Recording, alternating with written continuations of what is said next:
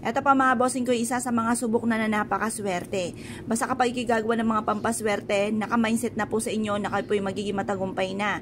Yan ang kagandahan ng naniniwala sa mga pampaswerte, mas nagiging magaan ang daloy ng swerte dahil nagiging positibo sa buhay mga bossing. Ngayon pa mga bossing, kayo po mga bossing ko'y kumuha ng 3 bawang at ganoon din po ang barya. Ang kunin nyo pong barya mga bossing ko ay silver, kagaya po nito na 5 piso or kaya po ay piso. At pagkatapos halp ka sa may silangan ng mga alas 7 ng umaga, mag-wish ng mula sa inyong pong puso. Ang pag-wish mga bossing ko ay taimtim dapat.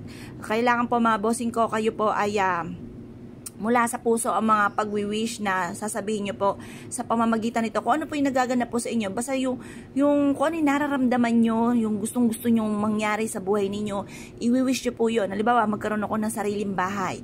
Yan ang pinaka-importante. Sabi nga po nila, pinaka-the best na meron kang sariling bahay dahil yung pagkain, basta't may kanin ka, tsaka kahit asin or toyo, pwede na, katalo na.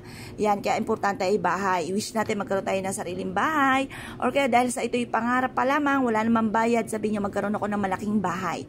Tapos, mag-wish din kayo na magkaroon ng negosyo na dito na yayaman, mabili lahat ang mga pangangailangan, at matupad lahat ang mga pangarap ng buong pamilya. Ganun po ang pag-wish. Ngayon pa mga bossing, pagtapos nyo po mag-wish ng lahat ng gusto nyo na walang gamit na sana, direct to the point, alba, magkaroon ako ng malaking bahay. Ganun ang pag-wish. Huwag kayong sasabihin magkaroon ako sana.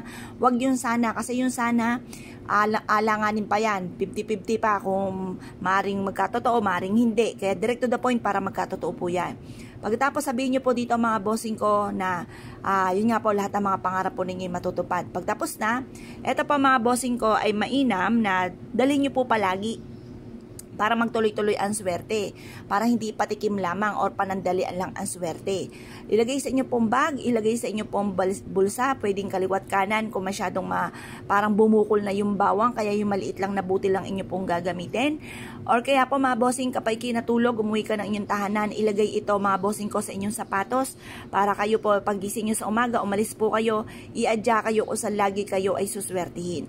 Kaya kung kayo po naniniwala at naisyo po itong gawin, huwag ka na po magpatumpik-tumpik pa. Subukan nyo po ito. Proven po ito mga bossing. At ito po ay makakatulong upang sa ganon, instead na kamalasan ay puro kaswertihan ang maaaring mapa sa inyo mga bossing.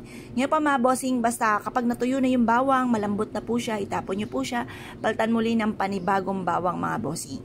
Ngayon pa mga bossing, kung kayo po naniniwala at naisyo po itong gawin, ay siya mga bossing, subukan nyo po ito at makakatulong po ito upang sa ganon, magtuloy-tuloy ang pasok ng swerte.